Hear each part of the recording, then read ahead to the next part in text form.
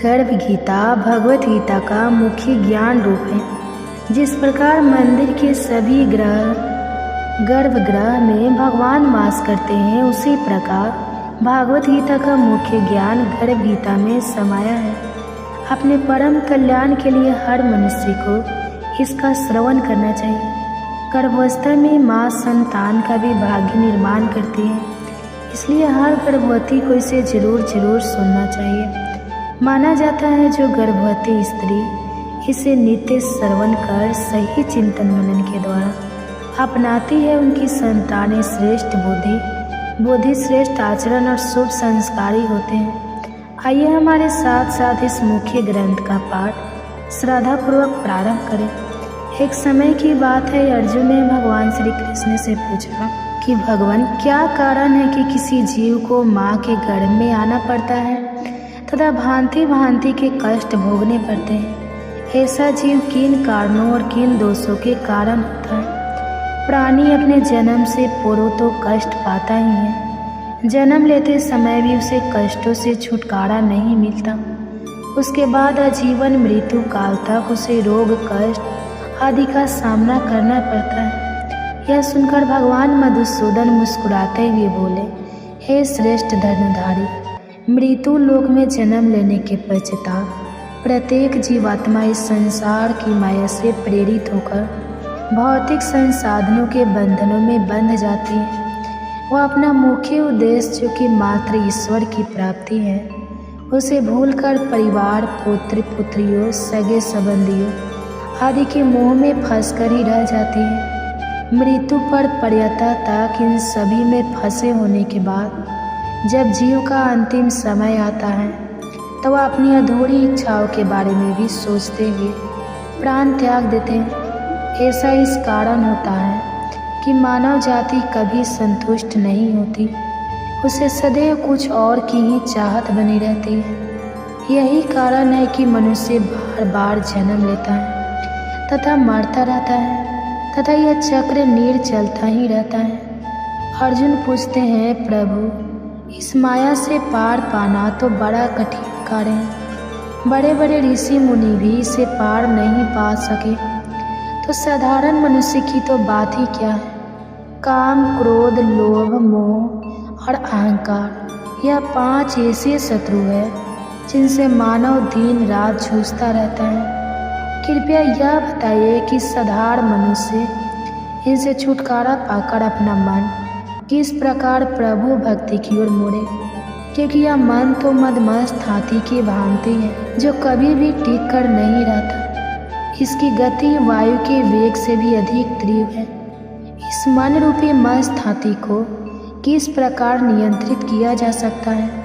श्री कृष्ण कहते हैं, मन रूपी हाथी को नियंत्रित करने के लिए ज्ञान रूपी अंकुश की आवश्यकता पड़ती है। भक्ति और ज्ञान को अभ्यास के द्वारा ही प्राप्त किया जा सकता है। अहंकार करने से मानव का जीवन नरक के समान बन जाता है। उसका मन सदैव व्याकुल ही रहता है तथा कभी भी शांत नहीं होता। अर्जुन पूछते हैं, क्या कारण है कि किसी की पत्नी की मृत्यु अल्पायु में ही हो जाती है तथा पिता के रहते पुत्र की मृत्यु हो जाती है? श्री कृष्ण बताते हैं, जो व्यक्ति कर्ज लेकर उसे नहीं चुकाता, उसके दंड स्वरूप उसकी पत्नी की मृत्यु हो जाती है, तथा जो किसी व्यक्ति की अमानत लेकर उसे नहीं लौटाता, उसके बच्चे मर जाते हैं। यह भयंकर पाप है। तब अर्जुन पूछते हैं, मनुष्य किस कारण से आजीवन रोगी रहता है तथा किस प्रकार पशु योनि को प्राप्त करता है? भगवान कहते हैं, पार्थ, जो मनुष्य कन्याओं तथा महिलाओं को बेचने का व्यापार करता है, वह भयंकर रोगों से पीड़ित रहता है, तथा जो अभेय पदार्थों का सेवन करता है, मदिरा पान कर दूसरे को प्रताड़ित करता है, वह गधे का जन्म प्राप्त करता है। इसी प्रकार झूठी गवाही देने वाले अगले जन्म में स्त्री बनते हैं। जो भोजन का भोग भगवान को ना लगाकर पहले स्वयं ग्रहण कर लेते हैं, वे सूकर आदि नी में जन्म लेते हैं। अर्जुन पूछते हैं, किन कारणों से इस जन्म में कोई धनी तथा कई वाहनों के स्वामी बनते हैं। श्री कृष्ण कहते हैं, जो मनुष्य उचित रीति नीति से स्वर्ण दान करते हैं, कन्या दान करते हैं, वे धन धान्य पाते हैं। तथा जो व्यक्ति जिन्होंने कभी अन्न दान किया है, वे रूपवान प्राप्त होते हैं। तथा विद्या का दान करने वाले व्यक्ति विद्वान बनते हैं। इसी प्रकार संतों की सेवा करने वाले धनवान और पुत्रवान बनते हैं। अर्जुन पूछते हैं, मनुष्य धन तथा सांसारिक मोह माया में क्यों फंसा रहता है? श्री कृष्ण कहते हैं, जब प्राणी मेरी कृपा से वंचित हो जाता है तब वह सांसारिक बंधनों के मोह में आसक्त हो जाता है। संसार के समस्त बंधन नश्वान है। यही जानकर विवेकी जन इन बंधनों में फंसते नहीं है तथा इनसे दूर ही रहता है। वे जानते हैं कि लाभ हानि, जीवन मरण, यश उपयश तथा मान सम्मान सभी कुछ ईश्वर के अधीन है। संसार में घटने वाली प्रत्येक घटना परमात्मा की इच्छा से होती है। यही कारण है कि विवेकी जन सुख दुख चाहे किसी भी परिस्थिति में हो, समान भाव से रहते हैं। जो मनुष्य इन सांसारिक बंधनों से दूर रहकर धार्मिक स्थलों में जाकर प्रेम तथा भक्ति भाव से मेरा दर्शन करते हैं, उनका नाश नहीं होता। श्री कृष्ण अर्जुन को आगे समझाते हुए कहते हैं कि ऐसा ब्रह्मचारी तथा संयमी पुरुष जो सदैव ईश्वर की भक्ति तथा परोपकार में लगा हो, उसे भी अपना गुरु बनाना चाहिए।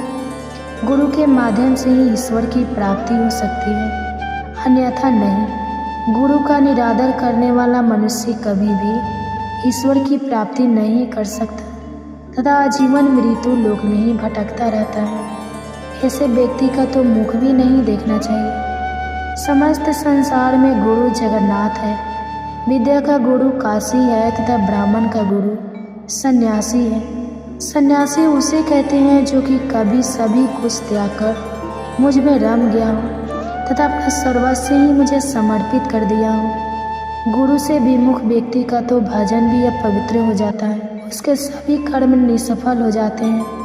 गुरु की सेवा करने वाले को सैकड़ों अश्वमेध यज्ञों के फल की प्राप्ति होती है।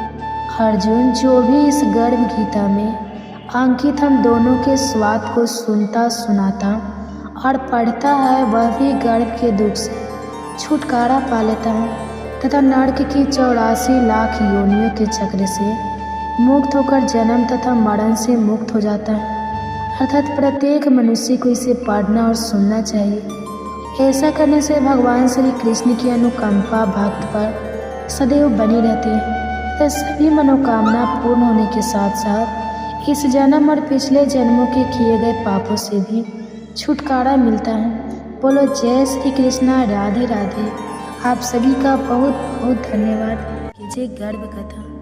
अगर कथा अच्छी लगेगी तो वीडियो को लाइक कीजिएगा और चैनल पे नए हैं तो चैनल को सब्सक्राइब करके बेल आइकन को ऑन कर लीजिएगा ताकि ऐसे ही गर्भ कथा के नोटिफिकेशन आप सभी के पास सबसे पहले पहुंचे। और कमेंट्स में हरे कृष्णा राधे राधे जरूर लिखिए ताकि आपकी एक कमेंट्स हमें प्रोत्साहित करती है कि ये कथा आपको अच्छी लगती है। तो कमेंट्स में अपना प्यार जरूर दीजिएगा और हो सके तो ज़्यादा से ज़्यादा शेयर कीजिएगा ताकि जितने भी माताएं बहनें हैं सबके साथ कथा पहुंच सके। ताकि क्या पता किसी और माँ के गर्भ में भी कान्हा जैसा पुत्र पल रहा हो। तो आइए बड़े ही प्रसन्नचित मन से इस कथा की रसपान करते हैं।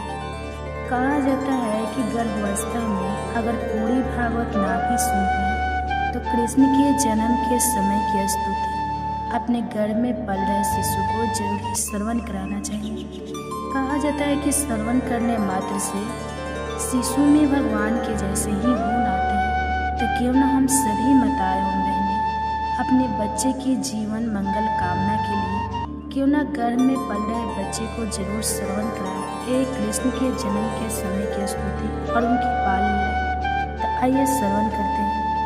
युगों युगों से भक्तों के हृदय में बसे भगवान श्री कृष्ण का जन्म केवल एक सांसारिक घटना नहीं बल्कि दिव्यता का प्रकटीकरण था। इस कथा का आरंभ होता है उस क्षण से जब धरती ने अपने कष्टों से व्याकुल होकर ब्रह्मा जी के पास पुकार लगाई थी। कलयुग के आगमन से पहले पृथ्वी पर अधर्म, अत्याचार और पाप का प्रभाव बढ़ चला था। कंस जैसे दुराचारी राजा, जो अपनी बहन देवकी को भी नहीं बख्शता था, शासन कर रहा था। धरती गौ रूप में ब्रह्मा के पास गई और कहा, हे पितामह, अब मेरा भार सहन नहीं होता, कृपया कोई उपाय करें। ब्रह्मा जी अन्य देवताओं के साथ क्षीर सागर में भगवान विष्णु के पास पहुंचे। वहाँ उन्होंने परमात्मा की स्तुति की। नमः कमल नाभे नमस्ते मधुसूदन संसार वन्न तंताड़े ही जनार्दनम। भगवान विष्णु ने ब्रह्मा को आश्वासन दिया, मैं स्वयं यदुवंश में वासुदेव और देवकी के पुत्र रूप में अवतरित होऊंगा और अधर्म का विनाश करूंगा। मथुरा में वासुदेव और देवकी का विवाह संपन्न हुआ। जैसे ही कंस ने आकाशवाणी सुनी, हे कंस, तेरी बहन का 8वां पुत्र तेरा वध करेगा, वह क्रोधित हो उठा और देवकी को मारने दौड़ा। वासुदेव ने उसे रोकते हुए वचन दिया कि वह उसके हाथ अपने सभी संतान सौंप देंगे। कंस ने उन्हें कारागार में डाल दिया। एक एक करके उसने 6 पुत्रों की निर्ममता से हत्या की। 7वां गर्भ बलराम थे, जिन्हें योग माया ने रोहिणी के गर्भ में स्थानांतरित कर दिया। जब 8वां गर्भ ठहरा तो सारा ब्रह्मांड शांत हो गया। देवकी का चेहरा तेज से दमक उठा। वासुदेव ने ध्यान में भगवान का ध्यान किया। उसी क्षण देवकी ने गर्भ में भगवान विष्णु में प्रवेश किया। भगवान विष्णु का गर्भ में रहकर दिव्य स्वाद हुआ। गर्भ में भी श्री कृष्ण ने देवकी को अपने स्वरूप का दर्शन कराते रहे। देवकी ने मन ही मन प्रार्थना की, तव युगेश्वर प्रमक्रम कृते तवमेव जन्मादिभूत जगदादिभूतम तव विष्णु रक्षा प्रिलापालकोस्य प्रसिद्ध देवे से ममता में बंधनो। भगवान ने गर्भ से ही कहा, माँ, तू पूर्व जन्म में भी मेरी माता थी, इस जन्म में भी मैं तेरी कोख से जन्म लेकर भक्तों का उद्धार करूँगा। अष्टमी की अर्धरात्रि को जब सब सो रहे थे, कारागार में दिव्य प्रकाश फैला। एक अद्भुत बालक प्रकट हुआ। शंख चक्र गदा पगधारी श्रीहरि स्वयं। देवकी वासुदेव ने स्तुति की, नमो देवाय अंतिताय कलाय च युगाय च प्रसिद्धि मम्मी नाथि तो त्राहि मां भयस्वितम। भगवान ने कहा, माता पिता, अब मुझे गोप रूप में गोकुल ले चलो, मैं वहाँ अपनी लीलाएं करूँगा। वासुदेव ने जेल के द्वार खोले पर यमुना जी का जल मार्ग बन गए। उन्होंने बालक को लेकर गोकुल में यशोदा के पास पहुँचा और यशोदा के पुत्र को लेकर लौट आए। जेल में सब कुछ पहले जैसा हो गया। कंस ने जब 8वां संतान कन्या के रूप में देखे तो उसे भी मारना चाहा, परंतु वह योग माया रूप में आकाश में चली गई और कहा, तुझे मारने वाला गोकुल में पल रहा है। उधर नंद बाबा ने बालक के जन्म पर बड़ा उत्सव मनाया, जिसे नंदोत्सव कहते हैं। गोकुल में श्री कृष्ण ने अनेक लीलाएं की, जिनसे न केवल असुरों का नाश हुआ, बल्कि प्रेम, भक्ति और आनंद की वर्षा भी हुई। कंस ने बालक को मारने के लिए पूतना राक्षसी को भेजा। वह सुंदर स्त्री का रूप लेकर श्री कृष्ण को स्तनपान कराने आई, परंतु श्री कृष्ण ने उसके प्राण ही चूस लिए। पूतना मुक्त हो गई। गोकुल में सब चकित रह गए। 6 महीने के बालक कृष्ण को जब पाँव से झूले में लटकाया गया, तभी संकटासुर रथ के रूप में आया। कृष्ण ने अपने पाँव की ठोकर से उसे चूर कर दिया। कंस ने एक और दैत्य त्रिनावृत को भेजा, जो आंधी बनकर कृष्ण को उठाकर ले गया, पर श्री कृष्ण ने उसे ही आकाश में घुमाकर पृथ्वी पर पटक दिया। जैसे जैसे श्री कृष्ण बड़े हुए, उन्होंने ग्वाल बालों संग माखन चोरी की। गोपियाँ उनसे रुष्ट होती, परंतु मन ही मन उनका माधुर्य देखकर मोहित हो जाती। कन्हैया की माखन चोरी सबके मन को भाई। उसकी बाल लीलाएं प्रेम से बरसाएं। एक बार यमुना में कालिया नाग ने विष फैला दिया था। श्री कृष्ण ने वहाँ कूदे और अपने चरणों से उस पर नृत्य कर उसे पराजित किया। गोकुलवासियों ने श्री कृष्ण का जयकार किया। इंद्रदेव के घमंड को चूर करने के लिए कृष्ण ने गोवर्धन पर्वत को अपनी छोटी अंगुली पर उठा लिया और 7 दिन तक सभी गोकुलवासियों को वर्षा से बचाया। गोवर्धन गिरिधारी गोकुल के रखवाले 7 दिन तक अडिग रहे, प्रभु की महिमा न्यारी। श्री कृष्ण का जन्म केवल एक बालक का जन्म नहीं था, वह धर्म की पुनः स्थापना का संकल्प था। उनका प्रत्येक कृत्य पूतना वध से लेकर गोवर्धन धारक तक जीवन में धर्म, भक्ति और प्रेम की स्थापना का प्रतीक है। देवकी और वासुदेव की पीड़ा, यशोदा का वात्सल्य, ग्वाल बालों की मित्रता, गोपियों का प्रेम, सब मिलकर इस गर्भ कथा को एक दिव्य रूप देते हैं। कृष्ण की गर्भस्थली से लेकर उनकी बाल लीलाओं तक की यह कथा आज भी श्रद्धा से सुनी जाती है। यह केवल भूतकाल नहीं, वर्तमान का भी मार्गदर्शन है। जीवन में जब अंधकार हो तो कृष्ण जन्म की वह रात्रि याद करें जब दिव्यता ने अंधकार में जन्म लेकर सारा संसार आलोकित कर दिया। जब जब धर्म की हानि और अधर्म का उत्थान होता है, तब तो भगवान इस धरती पर अवतरित होते हैं। द्वापर युग में जब अधर्म अपनी चरम सीमा पर पहुंचा, तब श्रीहरि ने 2 रूपों में जन्म लिया, एक माता देवकी की कोख से और दूसरा माता रोहिणी की गोद से। ये दोनों थे कृष्ण और बलराम। यह कथा केवल जन्म की नहीं बल्कि उस दिव्य लीला की है जिसमें वात्सल्य, वीरता और प्रेम का अद्भुत समन्वय है। जब देवकी के 7वें गर्भ में भगवान शेषनाग ने अवतार लिया, तब योग माया के आदेश पर वह गर्भ रोहिणी के उदर में स्थानांतरित कर दिया गया। यह कोई सामान्य घटना नहीं थी, यह आध्यात्मिक गति क्रिया थी जिसे केवल योग शक्ति ही कर सकती है। रोहिणी जो वासुदेव की दूसरी पत्नी थी, गोकुल में नंद बाबा के घर निवास कर रही थी। वहाँ वे एक तपस्विनी की भांति साधना में लीन थी। 7वें गर्भ से जब शेष अवतार बलराम का जन्म हुआ, तो सारे गोकुल एक दिव्य ऊर्जा का संचार हुआ।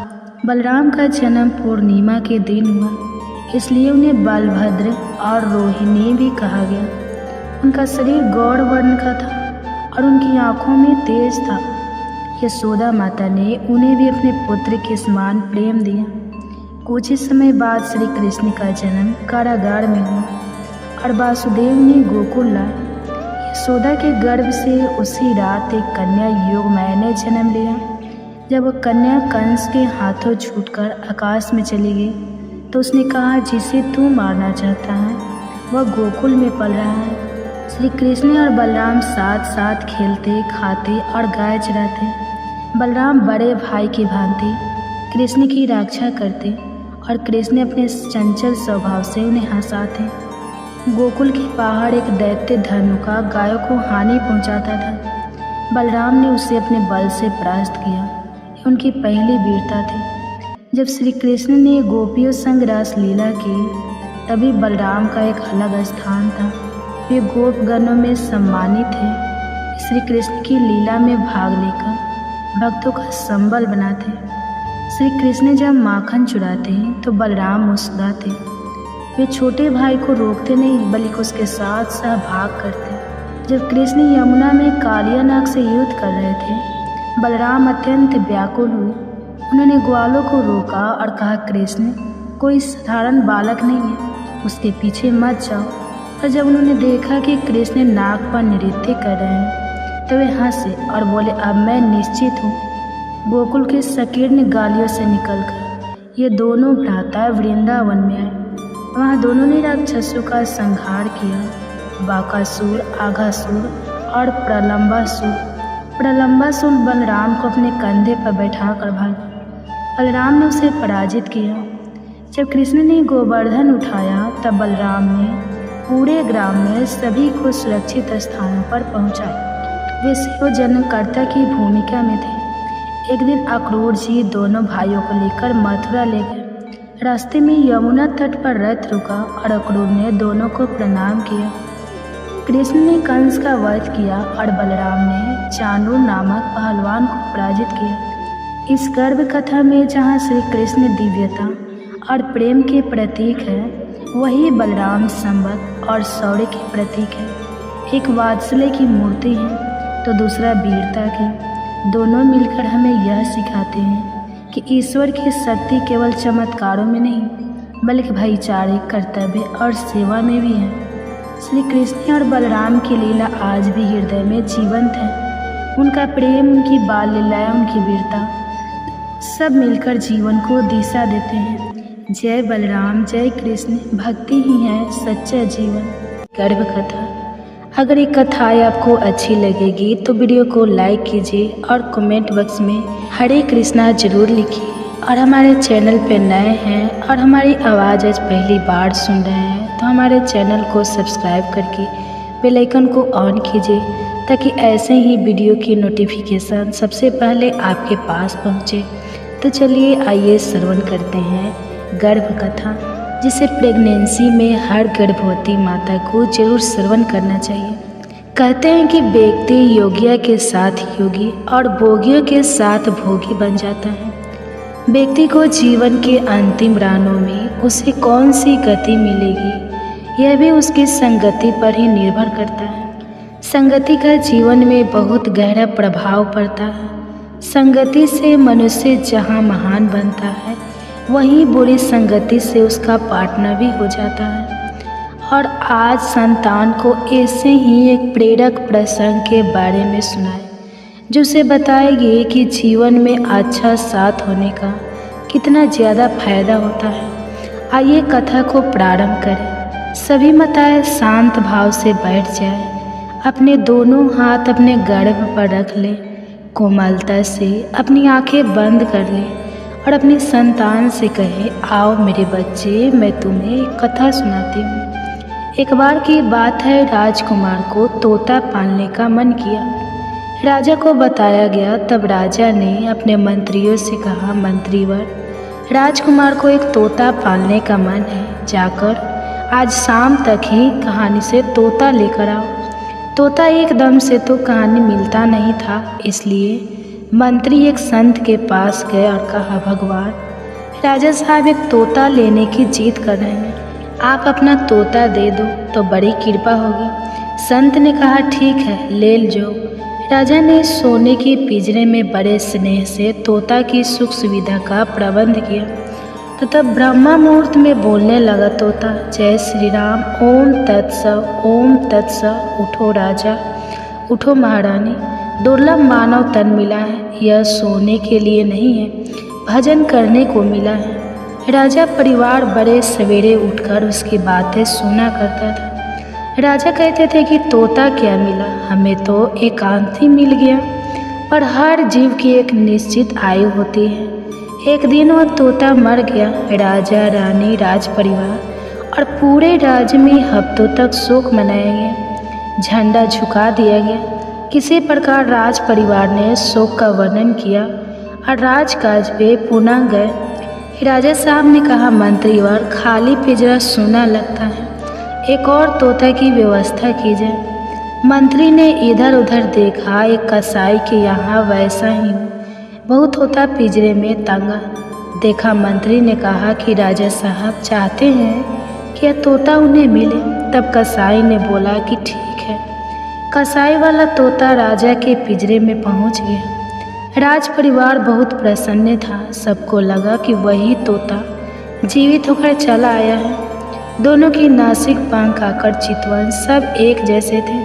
लेकिन बड़े सवेरे तू तो इस प्रकार राजा को बुलाने लगा जैसे वह कसाई अपने नौकरों को उठाता था। उठ हरामी के बच्चे, पढ़ा हुआ है साला, एक दो चप्पल की लगाऊंगी तभी समझ आएगी। चल उठ जा यहाँ से, मेरे लिए अंडे ला और फिर मुर्गियों को काट। कमीने यही बात को बार बार दोहराने लगा। राजा को इतना क्रोध आया कि उसने तोता को पिंजरे से निकाला और गर्दन मरोड़ के केले के बाहर फेंक दिया। मेरे बच्चे वे दोनों तोता सेज भाई थे, पर एक ही गर्दन मरोड़ दी गई तो दूसरे के लिए झंडा झुका दिए गए। भंडारा किया गया, शोक मनाया गया। आखिर भूल हुई तो कहाँ हुई? अंतर था दोनों की संगति का। मेरे बच्चे, हम सभी को यह मानव तन समाज रूप से मिला है। बच्चे, हम सभी को यह तनाव मानव जाति सब समाज रूप से मिला है। पर कोई उसे जीवन में ऐसे काम कर जाते हैं कि उन्हें सदियों तक सब याद रखते हैं। तो कहानी कुछ लोग ऐसे भी होते हैं जिसे उनके माता पिता परिवारजन की तंग आ जाते हैं। तो इसलिए कहा जाता है कि हम सदैव अच्छे लोगों का, अच्छी किताबें का संग करना चाहिए। वही हमारे जीवन की गाड़ी को सही रास्ते पे ले जाते हैं और अंत समय हमारी गति को कम करते हैं। कबीरदास जी ने बड़े ही सरल शब्दों में कहा है, कबीर तन पंछी भाया, जहाँ मन तहाँ उड़ी जाए। जो जैसी संगति करे सो पैसा फल वैसा ही पाए। अर्थात कबीरदास जी कहते हैं कि हमारा तन एक पक्षी की तरह है, उसके पास आज़ादी भी है। वह चाहे जिस दशा में उड़ सकता है, पर उसे यह समझना चाहिए कि वह जहाँ जाएगा, उनकी संगति करेगा, उसे अपने जीवन में वैसे ही परिणाम मिलेंगे। इसलिए हमें ध्यानपूर्वक एक एक काम बढ़ाना चाहिए। अपने संगति पर सदैव पैनी नज़र रखनी चाहिए। मेरे बच्चे, चलो अब आज के लिए इतना ही। अब तुम कृष्ण की वाणी सुनो। श्री कृष्ण कहते हैं, किसी भी व्यक्ति के अपने जीवन में सफल ना होने के सबसे मुख्य कारण होते हैं खुद पर भरोसा ना होना। जीवन में वही व्यक्ति सफल होता है जिसे खुद पर भरोसा हो। जिस व्यक्ति को खुद पर भरोसा नहीं है वह कभी भी सफल नहीं हो सकता। एक बार दानवीर कर्ण ने भगवान श्री कृष्ण से अपनी व्यथा सुनाई और कहा कि हे प्रभु, जब मैं पैदा हुआ तब मेरी माँ ने मुझे त्याग दिया, इसमें मेरा क्या अपराध था। द्रोणाचार्य ने मुझे शिक्षा देने के मना कर दिया क्योंकि वह मुझे क्षत्रिय नहीं मानते थे, इसमें भी मेरा क्या अपराध। और द्रौपदी के स्वयंवर में मुझे अपमानित किया गया क्योंकि महाराज परिवार का हिस्सा नहीं हूँ। जवाब में श्री कृष्ण ने कहा, हे कर्ण, जरा ध्यान से सुनो। मेरा जन्म हुआ तब मैं कारागार में था और मैं पैदा होते ही मेरी मृत्यु मेरा प्रतीक्षा कर रही थी। जिस रात मेरा जन्म हुआ था उस रात मुझे मेरे माँ बाप से अलग होना पड़ा, जहाँ पहुँचकर मुझे हर वो एक काम करना पड़ा जो एक गरीब परिवार में करना पड़ता है। गायों का गोबर हाथ से उठाना। जब मैं चल नहीं सकता था तब मुझ पर प्राण घातक हमले किए गए। मुझे मारने की बार बार कोशिश की गई। न मेरे पास बचपन में शिक्षा थी, न ही महल था, न कोई गुरुकुल था, न कोई विशाल सेना थी, लेकिन तब भी मेरे मामा मुझे उनका सबसे बड़ा शत्रु मानते थे। मेरा भी जीवन कई चुनौतियों से गुजरा है। यह बात इतना महत्वपूर्ण नहीं है कि जीवन में कितनी बार अपमानित होना पड़ रहा है, पर यह महत्वपूर्ण है कि आप उस अपमान का जवाब कैसे दे रहे हैं। आपके पास ज्ञान है जिसका आप इस्तेमाल कर पा रहे हैं और इन सब चुनौतियों को पार करके कैसे आगे बढ़ते हैं, यह सब बात सबसे अधिक महत्वपूर्ण है। जब कुछ किताबों से ही सीखने को नहीं मिलता, कुछ मतलबी लोगों से भी बहुत कुछ सीखने को मिलता है। गलती उसी से होती है जो मेहनत से काम करता है। निकम्मे की ज़िंदगी में तो दूसरे की बुराई खोजने में ख़त्म हो जाती है। इज्जत इंसान की नहीं होती, ज़रूरत की होती है। ज़रूरत ख़त्म तो इज्जत ख़त्म। बोलना सीखिए वरना ज़िंदगी भर सुनना पड़ेगा। उड़ने में बुराई नहीं है, आप भी उतना ही उड़े जहाँ से ज़मीन साफ दिखाई देती है। सिर्फ वो लोग आपकी परवाह करते हैं जो आपको तब भी सुन सकते हैं जब आप चुप होते हैं। चिंता उतनी करिए जितने में काम हो जाए, उतना नहीं कि ज़िंदगी तमाम हो जाए। आप अपने शब्दों को चाहे जितनी भी समझदारी से बोलिए, लेकिन सुनने वाला अपनी योग्यता और अपने मन के विचारों के अनुसार उसका मतलब निकालता है। यकीन करो, जो तुम्हें भूल चुका है वो भी याद करेगा, बस उसके मतलब के दिन आने दो। कहानी ज़िंदगी की यही है कि इसमें मनचाहा किरदार नहीं मिलता। ज़िंदगी तो अपने दम पर ही जाती है, दूसरे को कंधे पर तो सिर्फ जनाजे उठाए जाते हैं। आपकी मुस्कान आपके चेहरे पर भगवान के हस्ताक्षर हैं। उसे अपने आंसुओं से धुन ले या क्रोध से मिटने ना दे। कोई भी व्यक्ति हमारा मित्र या शत्रु बनकर संसार में नहीं आता। हमारा व्यवहार और शब्द ही लोगों को मित्र और शत्रु बनाता है। जो व्यक्ति हर वक्त दुख का रोना रोता है, उसके द्वार पर खड़ा सुख बाहर से ही लौट जाता है। जिसके पास उम्मीद और आस है वह जिंदगी के हर इम्तिहान में पास है। हर कोई अपना नहीं होता और यही सच है। कितने अजीब है यह जवानी के लोग खिलौना छोड़कर जज्बातों से खेलते हैं। महान दिमाग विचारों की चर्चा करता है, औसत दिमाग घटनाओं की चर्चा करता है और छोटा दिमाग लोगों की चर्चा करता है। अहंकार ना पालिए, वक्त के समंदर में कई सिकंदर डूब गए। इन 5 जगहों पर हमेशा चुप रहिए। पहला, जहां आपके शब्दों की कोई कीमत नहीं। दूसरा, जहां बोलने के बाद आपको पछताना ना करना पड़े। तीसरा, अगर आपके बोलने से किसी का दिल दुखता है। चौथा, अगर आप गुस्से में हो, क्योंकि गुस्से में इंसान बिना सोचे समझे कुछ भी बोल देता है। और पांचवा, जहाँ आपकी समझदारी से कोई सुनने वाला ना हो।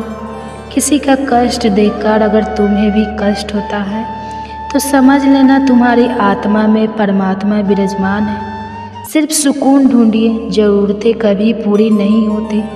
जिंदगी में सारा झगड़ा ख्वाहिशों का है। ना तो किसी को गम चाहिए और ना ही किसी को कम चाहिए।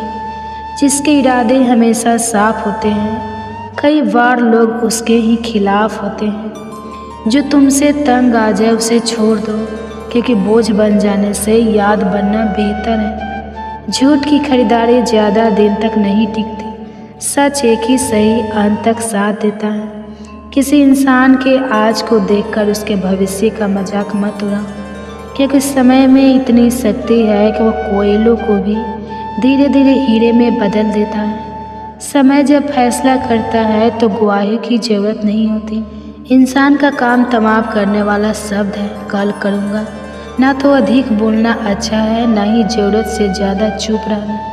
जैसे बहुत अधिक वर्षा होना भी अच्छा नहीं है, वैसे बहुत अधिक धूप भी अच्छी नहीं होती। विचार कीजिए, जब हमारा जन्म हमारी मर्जी से नहीं होता तो मरण भी हमारी मर्जी से नहीं होता। तो इस जन्म मरण के बीच में होने वाली सारी व्यवस्था हमारी मर्जी से कैसे हो सकती है। ज़िंदगी में हर मौके का फ़ायदा उठाओ और किसी के मजबूरी का नहीं। अगर ज़िंदगी मौका देती है तो धोखा भी देती है। आज के ज़माने में सुखी होना तो स्वार्थी बनना पड़ेगा। यह हम नहीं, इस युग की सत्य हकीकत है। जो हमारे जज्बातों की कदर नहीं कर सकते उनके पीछे पागल होना प्यार नहीं, बेवकूफ़ी है।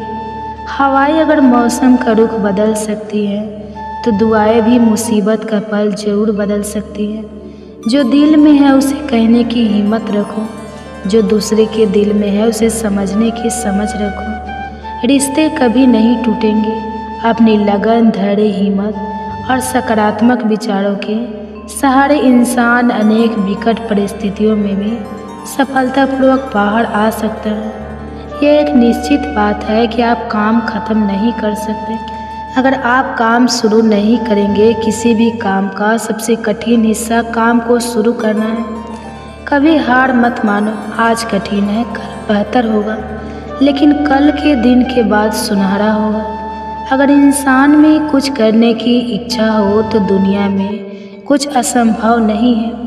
जहाँ दूसरों को समझना मुश्किल हो जाए वहाँ खुद को समझ लेना ही बेहतर है। बदन है मिट्टी का, सांसें सारी उधार है। घमंड भी है तो किस बात का, यहाँ तो हम सब किराएदार हैं। परेशानियाँ ज़िंदगी का हिस्सा है। जिसने अपनी परेशानियों पर कदम रखा है वह जीत गया है, और जिसने अपनी परेशानियों को सर पर सवार कर लिया वह लूट गया। जीवन में कई बार हम बड़ी बड़ी परेशानियों से यूं ही निकल जाते हैं मानो कोई है जो हमारा साथ दे रहा है, और उसी अदृश्य शक्ति को हम परमात्मा कहते हैं। इसलिए याद रखना, जब दुनिया साथ छोड़ दे तो ईश्वर आपका हाथ थाम लेता है। क्रोध के सामने थोड़ा रुकना सीखो और गलती के सामने थोड़ा झुकना सीखो। जो आपके हाथ में नहीं है, यदि उसका मुंह करोगे तो जीवन नर्क बन जाएगा। जीवन में इतना सबक तो मिल गया। फिक्र में रहोगे तो खुद चलोगे, बेफिक्र रहोगे तो दुनिया जलेगी। तन्हाई का एक अलग ही मज़ा है, इसमें डर नहीं होता। किसी के छोड़ जाने तुमने खुद को कमज़ोर मन रखा है। वरना जो तुम कर सकते हो कोई दूसरा नहीं कर सकता। जिसे गर्भवती माता को जरूर सुबह शाम श्रवण जरूर करना चाहिए और अपने गर्भस्थ शिशु को जरूर श्रवण कराना चाहिए। अगर वीडियो अच्छी लगेगी तो वीडियो को लाइक कीजिएगा और कमेंट बॉक्स में हरे कृष्णा जरूर लिखिएगा और साथ ही हमारे चैनल को सब्सक्राइब भी जरूर कर लीजिएगा और साथ ही बेल आइकन को भी प्रेस जरूर कर लीजिएगा ताकि ऐसे ही वीडियो आप सबके पास सबसे पहले पहुँचे। तो आइए आज श्रवण करते हैं गर्भ कथा। गर्भ में मिलने वाले कष्टों का रहस्य बहुत ही गूढ़ और हृदय को छोड़ देने वाला है। श्री कृष्ण अर्जुन से कहते हैं, हे पार्थ, जब कोई जीव माँ के गर्भ में आता है तो केवल शरीर धारण नहीं करता बल्कि अपने पूर्व जन्मों के कर्मों का पूरा बोझ भी साथ लाता है। वह मांस, मज्जा और रक्त के बीच एक अंधेरे कैद में घिरा रहता है जहाँ चारों ओर केवल अंधकार, घुटन और पीड़ा होती है। 6 माह के बाद जब उसे होश आने लगता है तो असहनीय दुर्गंध के बीच कड़ा उठता है। उस घुटन भरे संसार में हर क्षण उसे ऐसा प्रतीत होता है जैसे वह किसी कठोर दंड को भोग रहा हो। तब वह आत्मा आर्त स्वर में ईश्वर से पुकारती है, हे प्रभु, मैंने ऐसा कौन सा पाप किया था जो मुझे इस अंधकारमय नरक में धकेल दिया गया। मैं इस मोह माया से भरी दुनिया में जन्म नहीं लेना चाहता। कृपया कर मुझे मुक्त कर दीजिए। परंतु नियति की यह अटल सच्चाई है कि ईश्वर उसकी विनती को अनसुना कर देते हैं क्योंकि जीव को अपने कर्मों का फल भोगना ही पड़ता है। श्री कृष्ण अर्जुन को बताते हैं, हे धनंजय, माँ के गर्भ में जीव जितने कष्ट सहता है वह मृत्यु लोक के किसी भी दुख से कहीं अधिक होता है। परंतु यह कष्ट किसी के साथ अन्याय नहीं बल्कि उसके पूर्व जन्मों में किए गए कर्मों का ही प्रतिफल होता है। वहाँ वह अपने पापों पर पछताता है, अपने किए गए अधर्म को याद कर तड़प उठता है और सोचता है कि काश उसने सत्कर्म किए होते तो आज उसे इस पीड़ा में ना रहना पड़ता। परंतु जैसे जैसे जन्म की घड़ी पास आती है वैसे वैसे वह अपने पूर्व जन्म की बातें भूलने लगता है। जैसे ही वह संसार में जन्म लेता है उसे अपने बीते हुए जन्म की कोई स्मृति नहीं रहती। वह फिर उसी मोह माया में लिप्त हो जाता है, वही भूले दोहराने लगता है और फिर वही जन्म मरण का चक्र चलता रहता है। भागवत गीता में भगवान श्री कृष्ण कहते हैं, हे अर्जुन, यह चक्र अनंत है। जब तक जीव अपनी आत्मा के परम सत्य को नहीं जान लेता तब तक वह जन्म और मृत्यु के इस चक्र में बंधा रहता है। यही नहीं, यदि कोई गर्भवती स्त्री भागवत गीता का श्रवण करती है तो उसके गर्भ में पल रहे शिशु का मानसिक और आध्यात्मिक विकास होता है। ऐसे माता पिता को संस्कारी, बुद्धिमान और श्रेष्ठ संतान की प्राप्ति होती है जो न केवल इस जीवन को संवारती है बल्कि आत्मा के मोक्ष का मार्ग भी प्रशस्त करती है। गर्भ गीता केवल एक ग्रंथ नहीं बल्कि जीवन और जन्म के सबसे गहरे रहस्यों का उद्घाटन है। यह वह दिव्य ज्ञान है जो हमें सोचने पर विवश करता है। क्या हम इस चक्र से मुक्त हो सकते हैं? क्या कोई ऐसा मार्ग है जो हमें मोक्ष की ओर ले जाए? भगवान श्री कृष्ण स्वयं हमें यह सिखाते हैं कि संसार एक स्वप्न के समान है जहाँ हर जन्म हमें मोक्ष का एक अवसर देता है। अब यह हम पर निर्भर करता है कि हम इस जीवन को केवल भोगों में व्यतीत कर देते हैं या आत्मज्ञान प्राप्त कर अपने असली स्वरूप को पहचानते हैं। अर्जुन का हृदय और भी व्यथित हो उठा। उसने व्याकुल स्वर में कहा, हे प्रभु, यह मन तो मतवाले हाथी के समान बेलगाम है। इसकी तृष्णा कभी समाप्त नहीं होती। यह 5 इंद्रियों के वश में है और इन पर सबसे अधिक प्रभाव अहंकार का है। यह अहंकार इतना बलवान है कि यह मनुष्य को पतन की ओर धकेल देता है। कृपया कर बताइए इस मन को कैसे वश में किया जाए। भगवान श्री कृष्ण ने धैर्यपूर्वक कहा, हे अर्जुन, यह मन सचमुच हाथी के समान उद्दंड है। इसकी तृष्णा इसे कभी स्थिर नहीं रहने देती। यह काम, क्रोध, लोभ, मोह और अहंकार के अधीन होकर अपने ही विनाश का कारण बनता है। किंतु जैसे एक मतवाले हाथी को अंकुश से नियंत्रित किया जाता है, वैसे ही इस मन रूपी हाथी को वश में करने का एकमात्र उपाय है ज्ञान का। अंकुश अहंकार से ग्रस्त प्राणी अंधकार में गिरता है, नरक के गर्भ में समा जाता है।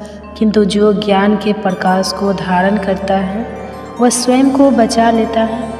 अर्जुन ने व्याकुल होकर पूछा, हे कृष्ण, यह प्राणी बार बार गर्भ में क्यों आता है? यह जन्मते ही पीड़ा क्यों सहता है? रोग, जरा और अतः मृत्यु की कठोर मार इसे क्यों झेलनी पड़ती है? वह कौन सा पवित्र कर्म है जिससे यह जन्म मरण के बंधन से मुक्त हो सके? भगवान श्री कृष्ण ने गंभीरता से उत्तर दिया, हे अर्जुन, यह मनुष्य अज्ञान और मोह में अंधा है। यह संसार के नश्वर सुख में आसक्त होकर बार बार जन्म लेता है, बार बार मरता है। इसे कभी चैन नहीं मिलता। यह जिस वस्तु को पा लेता है, उसके खोने का डर इसे सताता है, और जो नहीं मिलती उसकी चाह में जीवन भर भटकता रहता है। आठों पहर माया के पीछे दौड़ता है और इसी मोह के कारण यह गर्भ के दुखों को सहता रहता है। श्री कृष्ण के इन वचनों ने अर्जुन के हृदय में एक तीव्र ज्वाला जला दी। उसकी आत्मा जैसे किसी अनजाने सत्य को पहचानने लगी।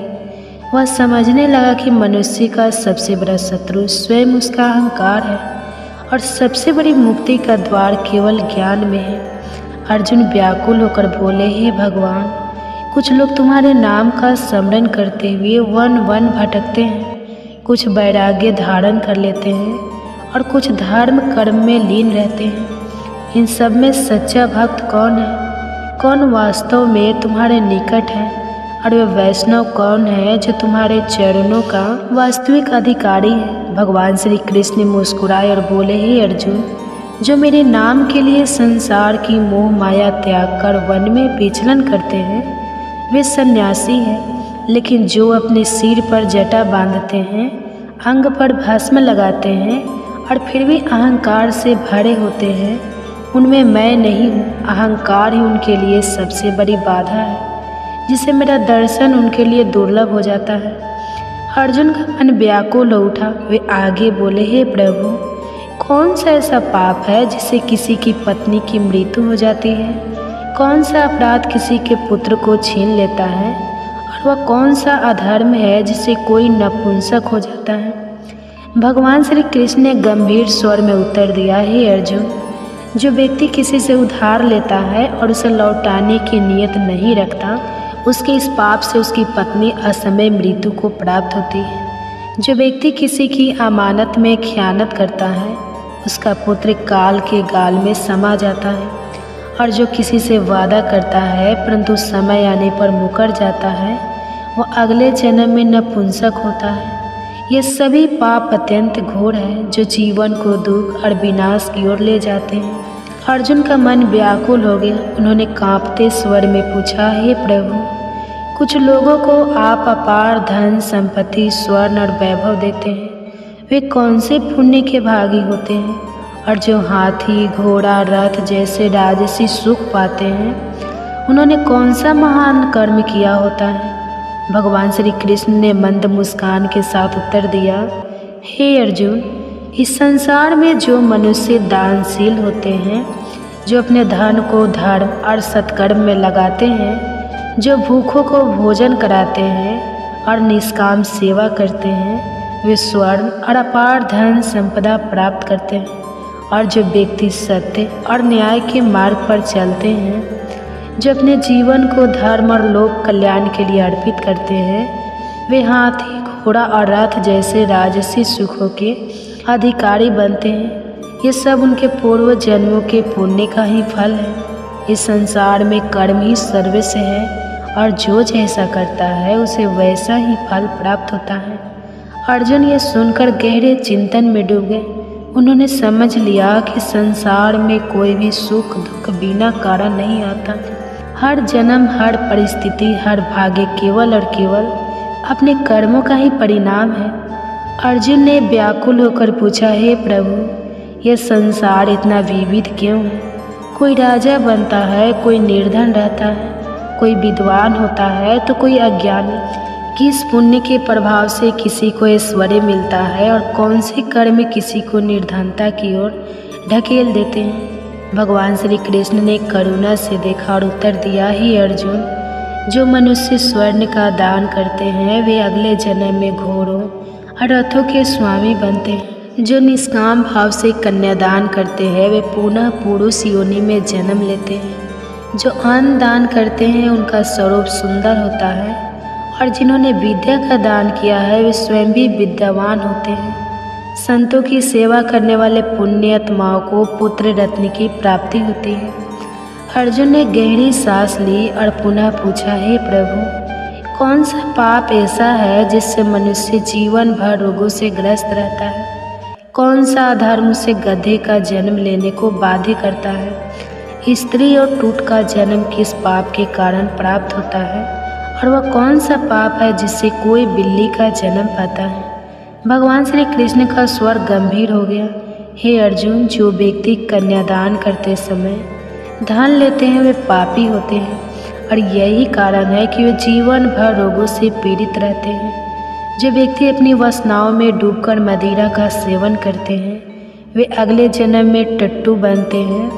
जो झूठी गवाही देते हैं वे स्त्री योनि में जन्म लेते हैं। जो महिलाएं पहले स्वयं भोजन कर लेती हैं और फिर ईश्वर को अर्घ्य दान देती है वे अगले जन्म में बिल्ली बनती हैं। और जो लोग झूठी वस्तु दान करते हैं वे अगले जन्म में गुलाम स्त्रियों बनती हैं। अर्जुन का हृदय और अधिक प्रश्नों से भर गया। उन्होंने अधीर होकर पूछा, हे प्रभु, कोई धन का प्रेमी होता है, कोई स्त्रियों में आसक्त रहता है, या आकर्षण किस कारण उत्पन्न होता है? श्री कृष्ण गंभीर स्वर में बोले, हे अर्जुन, धन और स्त्री दोनों नाशवान हैं। यह माया का मोह जाल है जो जीव को भटकाता है। केवल मेरी भक्ति ऐसी है जो कभी नष्ट नहीं होती। जो मेरी शरण में आता है वही सच्ची शांति पाता है। अर्जुन ने और अधिक गहराई से जानना चाहा। उन्होंने पूछा, हे भगवान, यह राजपाट किस पुण्य से प्राप्त होता है? कौन सा धर्म करने से विद्या का वरदान मिलता है? भगवान श्री कृष्ण का स्वर और अधिक गंभीर हो गया। हे अर्जुन, जो प्राणी काशी में निष्काम भाव से तप करते हुए देह त्यागते हैं वे राजा बनते हैं। और जो गुरु की सेवा निष्ठा और समर्पण से करते हैं वे विद्या प्राप्त करते हैं। ये संसार केवल कर्मों का प्रतिफल है। अर्जुन अभी भी समाधान नहीं पा रहे थे। उन्होंने और जिज्ञासा से पूछा, हे प्रभु, कुछ लोग बिना किसी परिश्रम के अचानक धनवान हो जाते हैं, इसका क्या कारण है? भगवान श्री कृष्ण मुस्कुराए और बोले, हे अर्जुन, जो गुप्त दान करते हैं, जो बिना किसी दिखावे के दूसरों की सहायता करते हैं, वे अचानक धन संपत्ति प्राप्त करते हैं। जो परमेश्वर के कार्य में लगते हैं, जो परोपकार में अपना जीवन अर्पित करते हैं, वे सदैव रोगों से मुक्त रहते हैं। अब अर्जुन के मन में पापों को लेकर जिज्ञासा उठी। उन्होंने भयभीत स्वर में पूछा, हे भगवान, कौन से पाप मनुष्य को अम्ली नशेड़ी बना देते हैं? कौन से पाप से गूंगे हो जाते हैं और कौन सा पाप कुष्ठ रोग का कारण बनता है? भगवान श्री कृष्ण के नेत्रों में एक गहरी गंभीरता झलक उठी। वे बोले, हे अर्जुन, जो व्यक्ति नीच कुल की स्त्रियों के साथ अनुचित संबंध रखते हैं वे अगले जन्म में अम्ली बनते हैं। जो गुरु से शिक्षा प्राप्त करके भी उसे भूल जाते हैं, अपने गुरु का अपमान करते हैं, वे गूंगे होते हैं। और जो निर्दोष गौ की हत्या करते हैं वे कुष्ठ रोग से पीड़ित होते हैं। इन पापों का प्रायश्चित अत्यंत कठिन होता है। अर्जुन का हृदय पीड़ा से भर उठा। उन्होंने कांपते हुए कहा, हे प्रभु, कोई व्यक्ति रक्त विकार से ग्रस्त क्यों होता है? कोई निर्धन क्यों जन्म लेता है? किस पाप के कारण खंड वायु का कष्ट मिलता है? कौन से पाप से कोई अंधा या पंगु बनता है? और कुछ स्त्रियां बाल विधवा क्यों होती है? भगवान श्री कृष्ण का स्वर करुणा से भर उठा। हे अर्जुन, यह सब पापों का परिणाम है। जो व्यक्ति अन्याय से अर्जित धन से अपना जीवन व्यतीत करता है और रक्त विकार से ग्रस्त होता है।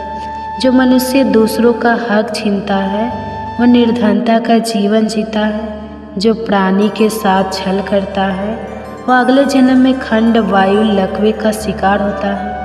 जो अपने माता पिता का अपमान करता है वे अगले जन्म में अंधे या पंगु जन्म लेते हैं। और जो स्त्रियां छल कपट से अपने पति को कष्ट देती हैं वे अगले जन्म में बाल विधवा हो जाती हैं। अर्जुन के नेत्रों में अश्रु छलक पड़े। वे समझ गए कि संसार में सुख दुख स्वास्थ्य रोग धन निर्धनता सब कुछ केवल और केवल कर्मों का ही फल है। जो जैसा करता है उसे वैसा ही फल भोगना पड़ता है। अर्जुन ने गहरी श्रद्धा से भगवान श्री कृष्ण के चरणों में प्रणाम किया और अत्यंत भावुक होकर पूछा, हे प्रभु, आप पर ब्रह्मा हैं। आप जानते हैं आपको कोटि कोटि प्रणाम। पहले मैं आपको केवल अपना संबंधी मानता था, परंतु अब मैं आपको संपूर्ण ब्रह्मांड के ईश्वर रूप में देख रहा हूँ। हे परमेश्वर, कृपया कर बताइए गुरु दीक्षा का क्या महत्व है और सच्चे गुरु का स्वरूप कैसा होता है। भगवान श्री कृष्ण की दृष्टि प्रेम और करुणा से भर उठी। वे मंद मुस्कान के साथ बोले, हे अर्जुन, धन्य हो तुम, धन्य है वो माता पिता जिन्होंने तुम जैसा पुत्र पाया। तुम्हारी जिज्ञासा तुम्हारे उद्धार का संकेत है। हे अर्जुन, इस संसार में गुरु का स्थान सर्वोच्च है। संपूर्ण ब्रह्मांड का गुरु स्वयं जगन्नाथ है। विद्या का गुरु काशी है और चारों वर्णों के लिए सन्यासी गुरु का स्वरूप होता है। सन्यासी वही कहलाता है जिसने सब कुछ त्याग कर केवल मेरे नाम में अपना मन लगाया हो। ब्राह्मण ही जगत गुरु होता है, परंतु सच्चा गुरु वही है जिसने अपनी सभी इंद्रियों को जीत लिया हो, जिसे संपूर्ण संसार ईश्वरमय प्रतीत होता हो, जो माया मोह से परे और परम तत्व को जानने वाला। हे अर्जुन, जो गुरु के प्रति भक्ति भाव रखता है, जो गुरु के समक्ष बैठकर भोजन करता है, उसका भजन सफल होता है। तो जो गुरु से विमुख होता है वह महान पापी है, उसके लिए सारा संसार व्यर्थ है। जो बिना गुरु के रहता है वह चंडाल के समान होता है। जैसे गंगा जल भी यदि मदिरा के पात्र में रखा जाए तो अपवित्र हो जाता है, वैसे ही बिना गुरु का भजन भी निष्फल होता है। उसका भोजन देवता तक स्वीकार नहीं करते, उसके सारे शुभ कर्म व्यर्थ हो जाते हैं। हे अर्जुन, कुंता, स्वर, गधा और कौवा ये सभी हीन योनियां हैं, परंतु उनसे भी अधिक नीच वह मनुष्य है जो गुरु को नहीं अपनाता। गुरु के बिना कोई भी प्राणी मोक्ष प्राप्त नहीं कर सकता। जो बिना गुरु के रहता है वह निश्चित रूप से नरक में जाता है। गुरु दीक्षा के बिना किए गए सभी कर्म निष्फल हो जाते हैं। हे अर्जुन, जैसे गंगा समस्त नदियों में श्रेष्ठ है, जैसे सभी व्रतों में एकादशी का व्रत सर्वोत्तम है, वैसे ही सभी पूर्ण कर्मों में गुरु की सेवा श्रेष्ठ है। जो गुरु को अपनाए बिना धर्म करता है वह केवल पशु योनि में उसका फल भोगता है और 84 लाख योनियों में भटकता रहता है। अर्जुन का हृदय भाव विह्वल हो उठा। उनकी आंखों में श्रद्धा के आंसू छलक है। उन्होंने कांपते स्वर में पूछा, हे प्रभु, गुरु दीक्षा क्या होती है? कैसे एक साधारण प्राणी गुरु की कृपा प्राप्त कर सकता है? भगवान श्री कृष्ण के नेत्रों में दिव्य तेज झलक उठा। उन्होंने गंभीर और मधुर स्वर में कहा, हे अर्जुन, धन्य है तेरा जन्म, क्योंकि तूने यह परम पवित्र प्रश्न किया। गुरु दीक्षा मात्र 2 अक्षरों में समाई हुई है, हरि एव और हरि एम एव। 2 अक्षर गुरु द्वारा प्रदान किए जाते हैं और चारों वर्णों के लिए इन्हें अपनाना सर्वोत्तम है। जो व्यक्ति गुरु की सच्चे मन से सेवा करता है वह मेरे हृदय में स्थान पाता है। वह 84 लाख योनियों से मुक्त हो जाता है, जन्म मरण के बंधन से छूट जाता है और नरक के दुखों से बच जाता है। जो गुरु की सेवा नहीं करता वह 3 करोड़ 50 लाख वर्षों तक नरक भोगता है, लेकिन जो गुरु की सेवा करता है वह कई अश्वमेध यज्ञों के पुण्य का भागी बनता है। गुरु की सेवा करना ही मेरी सेवा करना है। हे अर्जुन, हमारे इस पवित्र स्वाद को जो भी प्राणी श्रद्धा से पढ़ेगा और सुनेगा वह जन्म जन्मांतर के कष्टों से मुक्त हो जाएगा। उसके 84 लाख योनियाँ कट जाएगी और वह गर्भ के दुखों से सदा के लिए मुक्त हो जाएगा। अर्जुन की आंखों से अश्रुधारा बह निकली। उन्होंने श्री कृष्ण के चरणों में सिर झुका दिया और उनके भीतर एक असीम शांति का संचार हुआ। अब उन्हें अपना मार्ग स्पष्ट दिखने लगा। गुरु की भक्ति और सेवा ही परम सत्य है। वृद्ध जनों के प्रति कर्तव्य परिवार के सदस्यों का कर्तव्य है कि वे वृद्धों को यह महसूस ना होने दे कि उनका इस घर में कोई स्थान नहीं रहा। उन्हें ऐसा लगना चाहिए कि परिवार उनके प्रति प्रेम और उनका सम्मान रखता है। यदि हम आज अपने बुजुर्गों की सेवा करेंगे तो कल हमारी संतानें भी हमें वही आदर देंगी। यह जीवन का चक्र है, जो बोवेगे वही पाओगे। गृहस्थों का कर्तव्य है कि जो भी अतिथि या अभाग्यत उनके द्वार पर आए उसका उचित सत्कार करें। भारतीय संस्कृति में कहा गया है, अतिथि देवो भव। जहाँ अतिथियों का सम्मान नहीं होता वहाँ समाज और परिवार की उन्नति रुक जाती है। परिवार की एकता भी बहुत महत्वपूर्ण है। जहाँ लोग एक दूसरे से खुलकर संवाद नहीं करते, एक दूसरे से कटे कटे रहते हैं, वह समाज और परिवार शीघ्र ही बिखरने लगते हैं। इसके विपरीत जहाँ शाम को सभी सदस्य मिलकर बैठते हैं, अपनी बातें साझा करते हैं और परस्पर प्रेम भाव रखते हैं, वहाँ परिवार में सुख और समृद्धि बनी रहती है।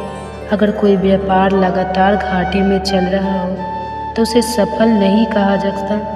इसी तरह मानव जीवन भी एक व्यापार की तरह है।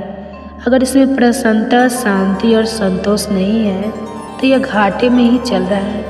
अत्यधिक इच्छाएं, अहंकार, द्वेष, क्रोध, असहिष्णुता और स्वार्थ यह सभी जीवन को धीरे धीरे नष्ट कर देते हैं।